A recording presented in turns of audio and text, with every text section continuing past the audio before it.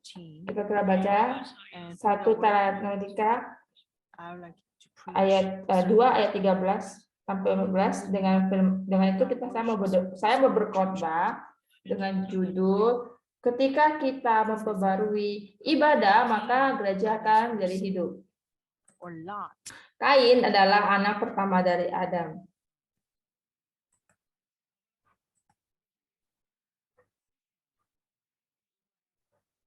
Alkitab berkata, mereka tidak mempunyai mezbah, artinya mereka tidak beribadah. Maka itu mereka bertemu dengan kesusahan, kesakitan,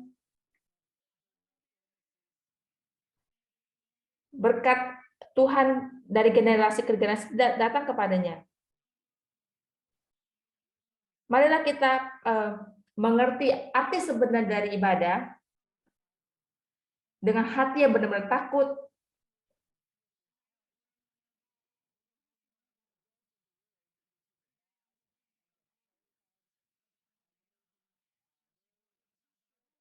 Mungkin sehari-hari kita cuma berpakaian santai, tapi ketika kita bertemu seseorang dengan posisi yang tinggi, pasti kita akan berpenampilan lebih menarik, kan, lebih rapi. Dan sekarang kita berbicara tentang berdiri di hadapan Tuhan. Jadi kita tidak bisa datang ke gereja hanya dengan menggunakan sendal. Kamu harus pastiin bahwa udah keramas.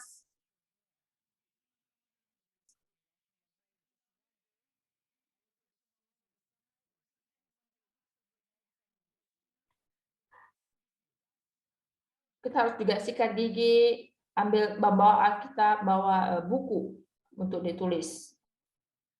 Kita harus serius tentang ini.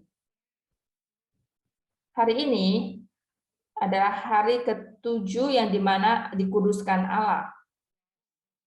Dan Allah memberikan hari ini untuk memberkati kita, dan ini adalah hari di mana kita bertemu dengan Allah melalui firman-Nya. Maka itu ketika kita memperbarui ibadah kita, maka gereja akan datang kepada hidup. Dan keluarga, negara, semua akan diperbarui. Berapa berharganya setiap ibadah, khotbah.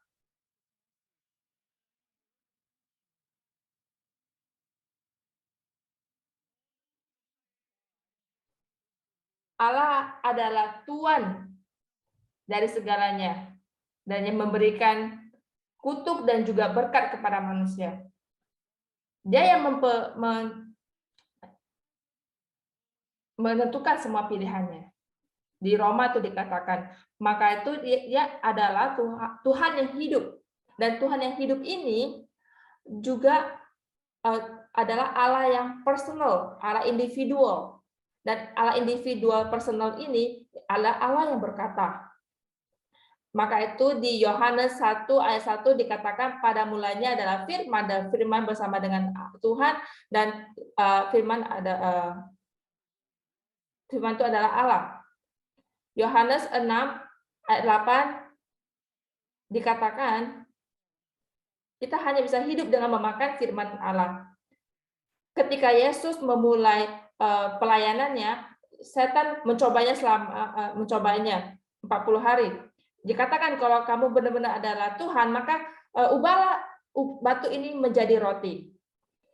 Mari coba kita lihat bagaimana Yesus merespons setan pada saat itu. Dikatakan bahwa manusia tidak hidup hanya berdasarkan roti, tapi berdasarkan setiap firman yang keluar dari Allah.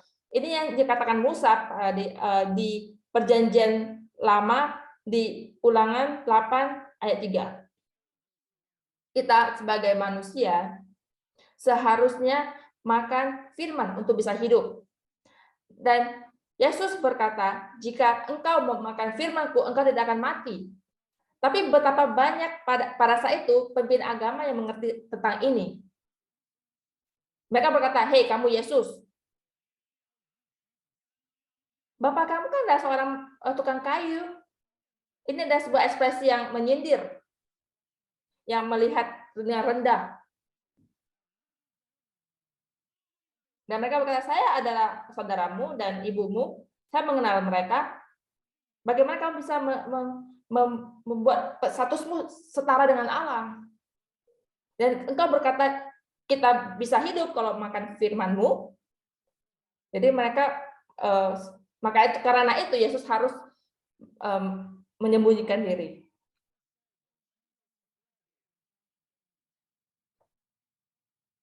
Allah setelah dia berfirman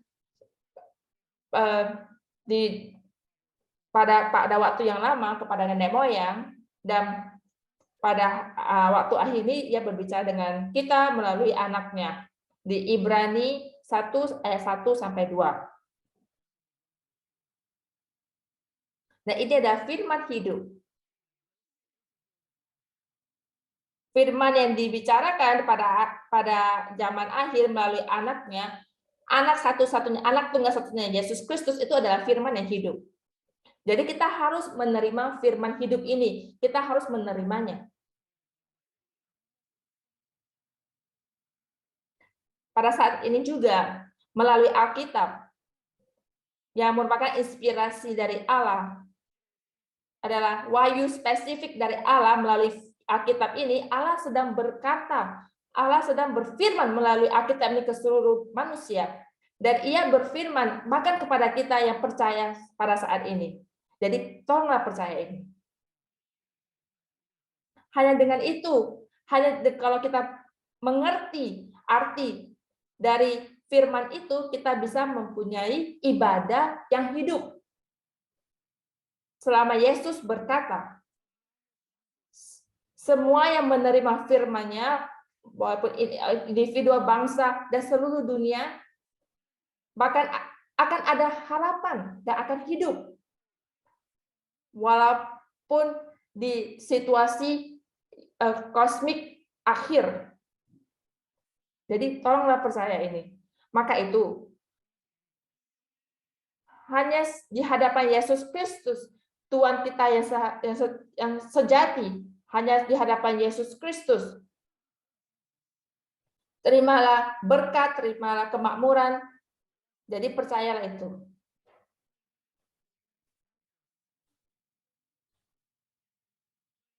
Saya akan berbicara sedikit tentang diri saya sendiri. Bukan hanya tentang saya, tapi tentang para pendeta dan juga evangelis. Mereka yang sedang memimpin para domba yang untuk membawanya ke hadapan Allah. Dan mereka melakukannya dengan berkhotbah. Berkhotbah, pelayanan perkhotbahan adalah pelayanan kepada Allah. Dikatakan kan hanya orang yang janda bisa mengerti keadaan janda, ya kan? Saya percaya tidak ada pendeta yang berkhotbah dengan hati yang setengah-setengah. Mereka harus jatuh di hadapan Allah dan berdoa.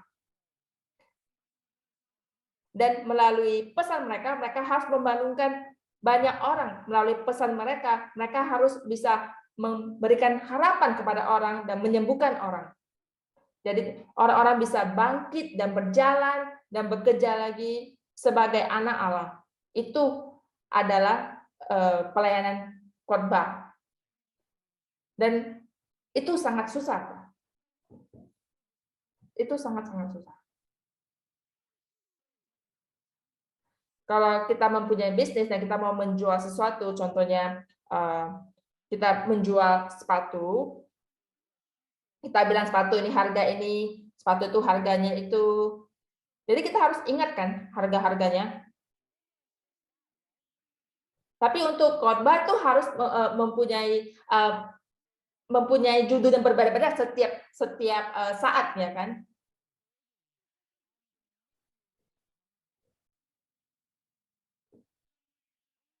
Hanya kepada Tuhan kita bisa mengekspresikan hati kita. Pada saat kita juga meneteskan air mata. Itu untuk seorang ibu melahirkan anak itu tidak gampang. Pengorbanan, kesakitan. Pada semester terakhir, bahkan seorang ibu yang sedang hamil itu tidak bisa bernafas dengan leluasa. Dan tidak ada yang tahu tentang kesakitan itu, tapi hanya seorang ibu itu yang mengerti. Apakah suami bisa mengerti dan merasakan penderitaan yang sama? Suami mungkin cuma bisa bilang, oh ini susah ya.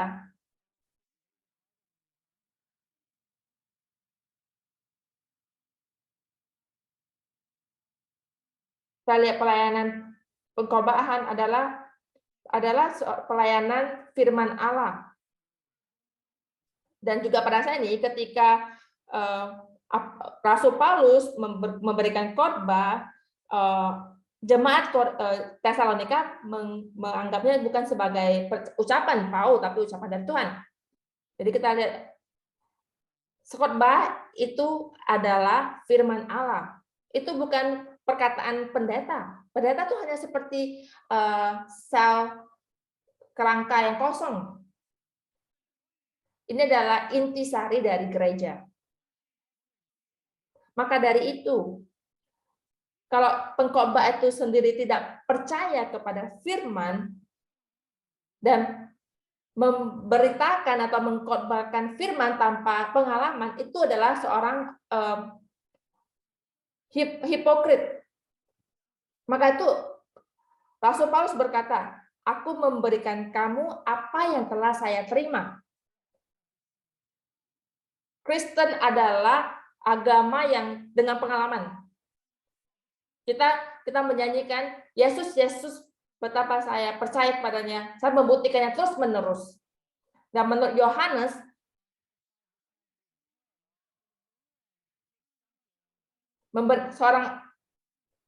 ketika Allah memberikan sesuatu, itu udah pasti.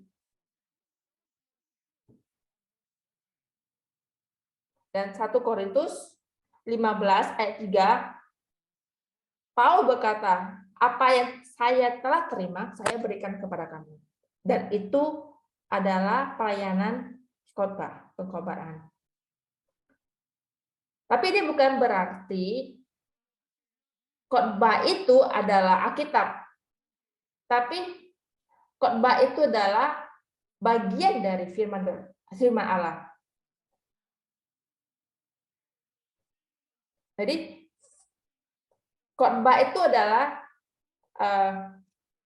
firman Allah karena khotbah itu memberitakan tentang Yesus Kristus. Artinya itu adalah transmisi individual atas Yesus Kristus.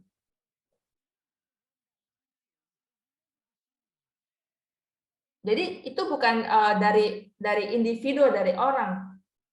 Tapi setiap dari khotbah itu adalah untuk memuliakan Allah. Dan jemaat Tesalonika menyambutnya bukan sebagai perkataan Paulus, tapi perkataan Allah. Maka itu gereja bisa hidup kembali.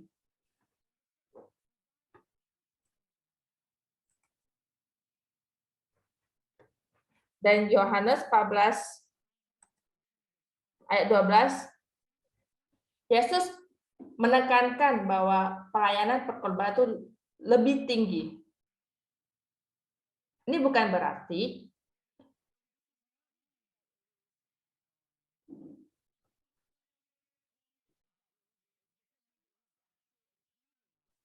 ini artinya ini berhubungan dengan pelayanan evangelis.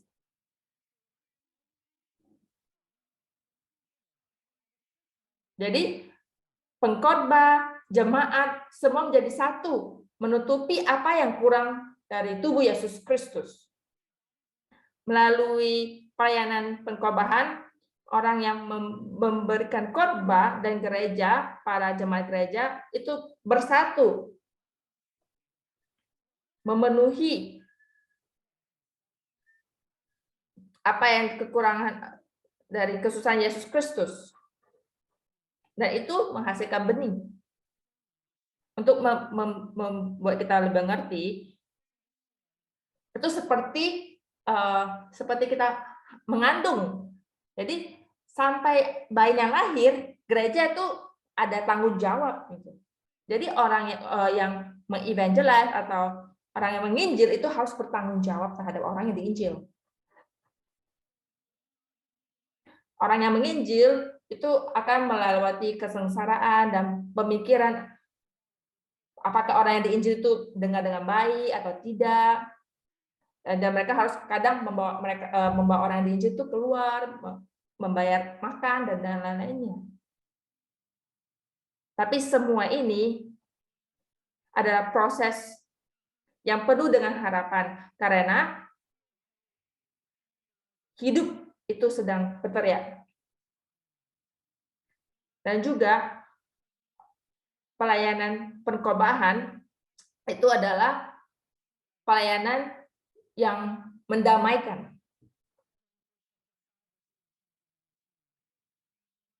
Ini berdasarkan pelayanan Yesus Kristus yang mendamaikan.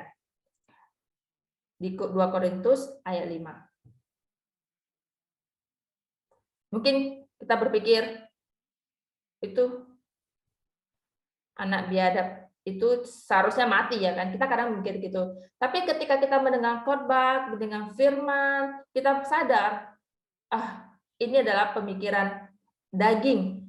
Tuhan tolong maafkan saya. Jika saya tidak bertemu dengan firman hari ini, mungkin saya akan berkata kepada orang itu, ini adalah hari di mana saya akan memperlihatkan kamu siapa yang benar gitu dan berantem. Tapi Yesus melalui firman hidup, saya telah mengenyahkan pikiran tersebut karena khotbah. Jadi kita bisa lihat bahwa pelayanan pengkhobahan itu membawa kehidupan baru gitu. Dan selanjutnya pelayanan pengkhobahan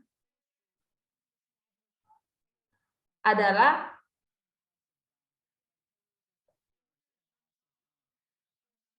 tiang dan juga pelayanan di gereja. Di Galatia 2 ayat 9, Kefas dan juga Yakobus, mereka tuh dikatakan sebagai tiang Allah ya kan. Dan kepada mereka yang menang, Allah akan membuat mereka menjadi tiang di bait suci. Jadi kalian semua tuh seharusnya menjadi tiang.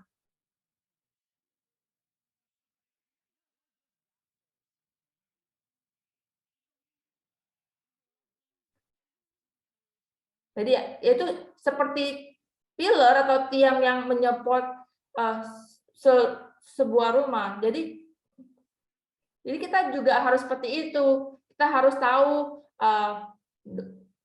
topik doa dan kita harus sadar bahwa kita adalah pilar atau tiang untuk keluarga, tiang untuk bangsa, untuk gereja yang dimana adalah tubuhmu Allah. Jadi Allah tolong jadikan saya sebagai tiang, bukan hanya saya saja, tapi semoga seluruh keturunan saya juga buatlah mereka dari generasi ke generasi sebagai tiangmu.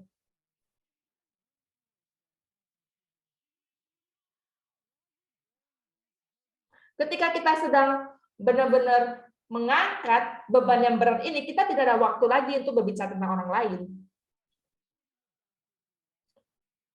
Kita tidak bisa bercakap-cakap kan ketika kita sedang memegang beban berat gitu.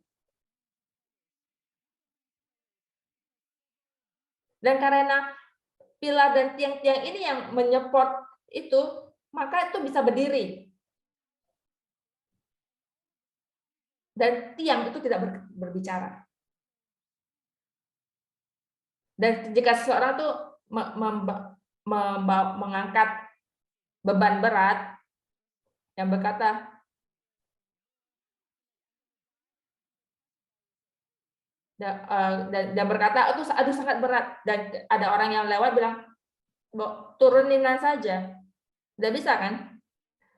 Dan di pelayanan khotbah, pendeta dan seluruh anggota itu harus menjadi tiang. 1 Timotius 3 ayat 15. Kita lihat tiang itu tidak berbicara. Dan mereka tuh tersembunyi. Jadi tidak ada orang tahu siapa mereka.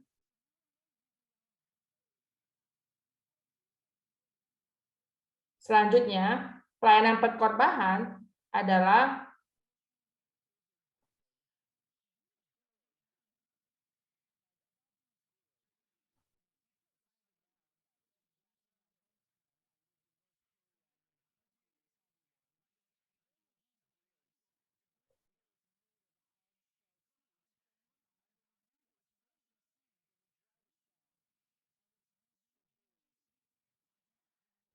tuh gor yang terbuat dari buah yang dikeringkan.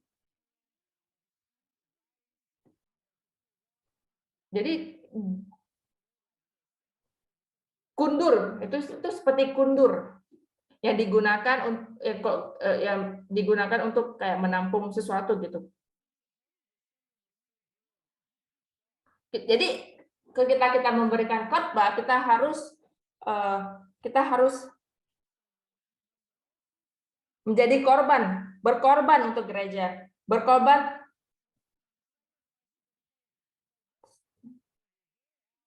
Pernahkah kita melihat gundur itu komplain, oh ini sangat panas atau ini sangat dingin, enggak kan? Buah kundur ini tidak pernah berkata-kata, tapi selalu dekat dengan Allah. Maka itu ketika khotbah itu diberitakan, pendeta dan juga jemaat-jemaat mereka berdoa seperti buah kundur ini.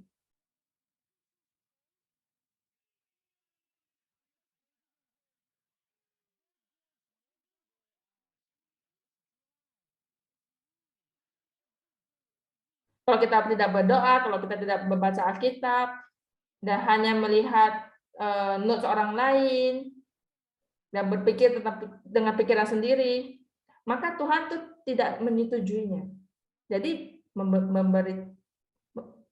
berkhotbah itu sangat sulit.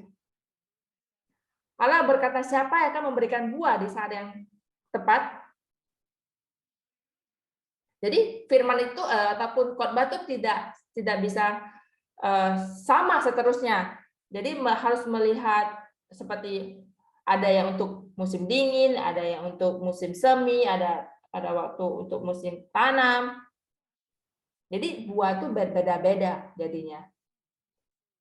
Dan kalau kita tidak bisa melihat musim ini dan kita hanya memberitakan apa yang kita rasa, maka Allah itu tidak akan senang akan itu. Yesus bertanya, siapa yang bisa memberikan makanan pada waktu yang tepat? Jadi saya tidak sedang komplain, tapi saya sedang meminta kalian tolong berdoalah untuk para pengkhotbah. Ketika kamu berdoa, walaupun kamu sedang di kejauhan, tapi ini adalah kerjaan roh, ya kan? Tapi karena doa kamu, maka pengkhotbah itu dan saya bisa menjadi gampang untuk mempersiapkan khotbah. Jadi saya bisa merasakan doa kalian.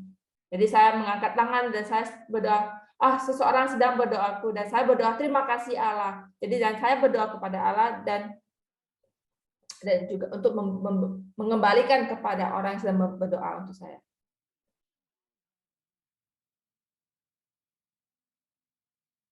Pelayanan pengkhotbahan itu seperti tiang, dan tiang itu tersembunyi, ya kan? Tapi tiang itu sedang mengangkat beban yang berat itu.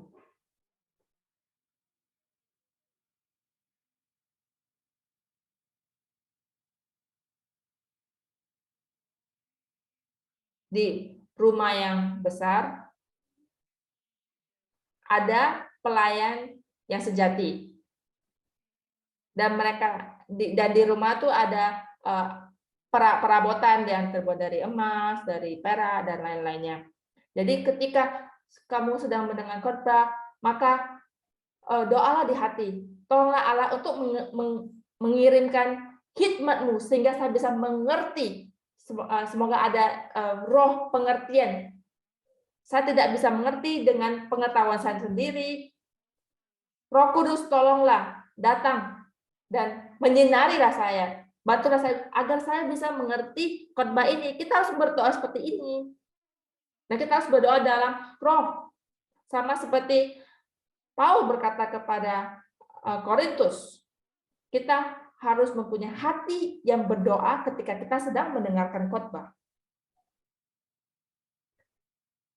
Memberikan makanan pada waktu yang tepat. Itu ada artinya mendedikasikan diri. Bukan hanya pengkhotbah, tapi seluruh anggota. Nah, ini adalah pelayanan pengkhotbahan. Maka itu, khotbah itu adalah keselamatan. 2 Timotius, ketika seseorang dalam keadaan yang desperate, hidup dan mati, dan bertanya, apakah kamu menjadi sehat? Ya Tuhan, saya mau jadi sehat. Anakku, saya telah mengampunimu dengan firman-Ku. Pada saat itu, pemimpin agama, mereka tidak tahu bahwa Yesus itu mempunyai kekuatan untuk mengampuni dosa. Mereka berpikir, siapakah kamu bisa mengatakan untuk mengampuni dosa? Dan pada saat itu, kalau kita mau dosa kita diampuni, kita harus membawa korban persembahan, ya kan? Tidak peduli kamu kaya atau tidak. Dan korban kita itu harus benar-benar sempurna. Dan darah itu akan dicurahkan di mangkok dan akan dipercikan ke seluruhnya. Dan iman itu akan memanggil namamu dan berkata dosamu telah diampuni. Nah, pada saat itu begitulah caranya dosa diampuni selama beribu-ribu tahun, dan tiba-tiba orang ini yang bernama Yesus, anak tukang kayu, yang seorang yang miskin, yang berpakaian sangat miskin, dan juga ke-12 murid-muridnya yang kelihatan seperti pengemis, dan Tuhan ini bertanya, apakah kamu mau sembuh? Ya, Tuhan, saya mau sembuh. Dan Yesus berkata, dengan firman-Ku saya telah mengampunimu. Jadi pada saat itu orang-orang mau merajam batunya.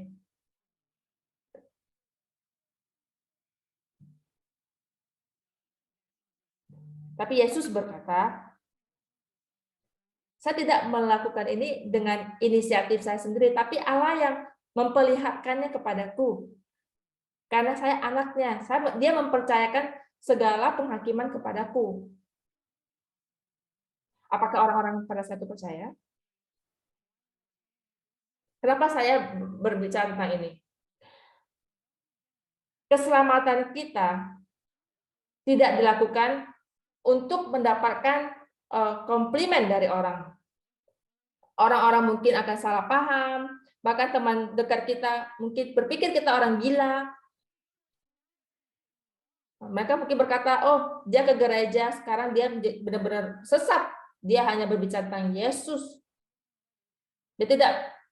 Dia hanya berbicara tentang percaya, tentang Yesus. Maka itu teman-teman pada pergi, ya kan?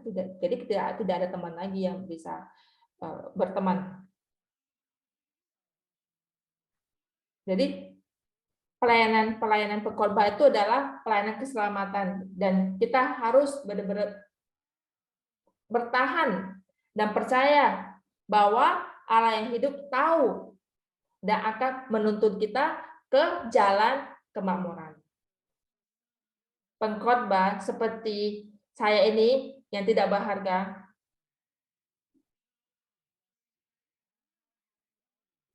Betapa senangnya kalau kalian semua mendengarkan khotbah. Dan betapa berkat Allah memilih saya,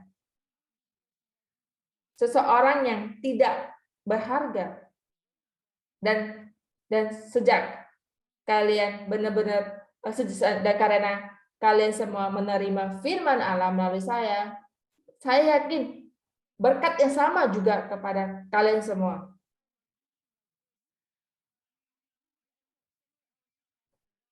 Dan kalau kita tidak mendengarkan firman pada saat ini, mungkin kita sedang berada di tempat lain, sedang bergosip, dan sedang menghakimi orang lain.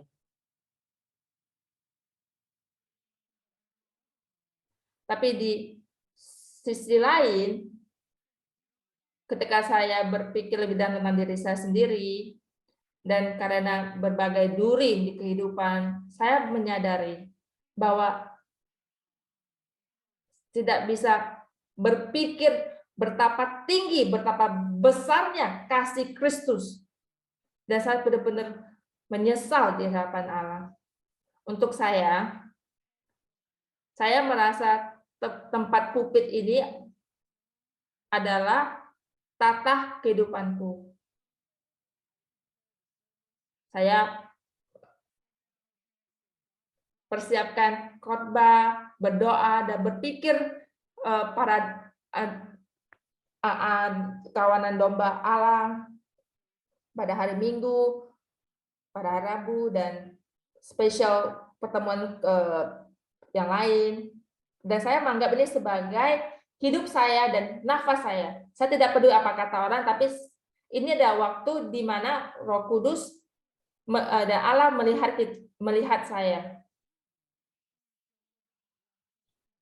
Dan kita semua sedang bernafas, nafas yang sama. Jadi percayalah bahwa kalian juga sedang menerima berkat yang sama seperti saya.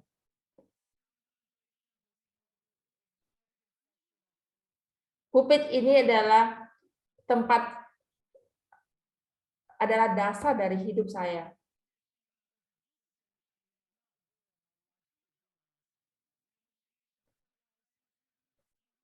Dan percayalah bahwa hidupmu dimulai pada saat mendengar firman. Dan jika kamu tidak mendengar firman, maka hanya akan ada maut. Dan hanya akan ada kegelapan. Dan ketika kita tidak mendengar firman, perjalanan kita dengan Allah akan diputus selamanya. Jadi percayalah, ketika kita menerima firman dan mendengar firman, Allah akan bersama kita dan akan menuntun kita ke jalan yang benar. Ke jalan yang baik. Allah yang hidup. Allah individual. Allah yang berfirman pada kita. Saya berdoa di dalam nama Allah bahwa kalian akan bersama dengan Allah melalui firman, melalui firman perjanjian baru dan perjanjian lama. Amin. Saya berdoa. Mari kita berdoa.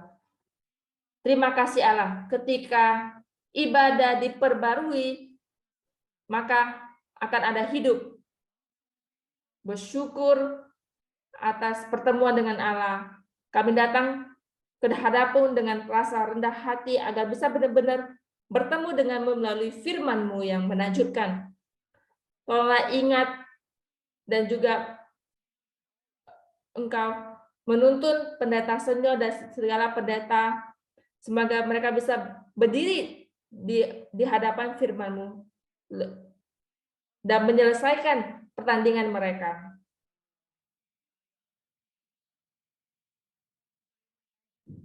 Dan tolonglah ingat anak-anak yang berharga yang sedang menundukkan kepala jika ada kesakitan di keluarga. Tolong kirimkan firman-Mu pada saat ini dan mengalahkan segala kesakitan. Di dalam nama Yesus Kristus, orang Nazaret, saya berdoa agar segala penyakit hilang dan hanya ada kesembuhan. Terima kasih Bapa. Kami berdoa semua ini di dalam nama kudus Yesus Kristus dengan rasa bersyukur. Amin.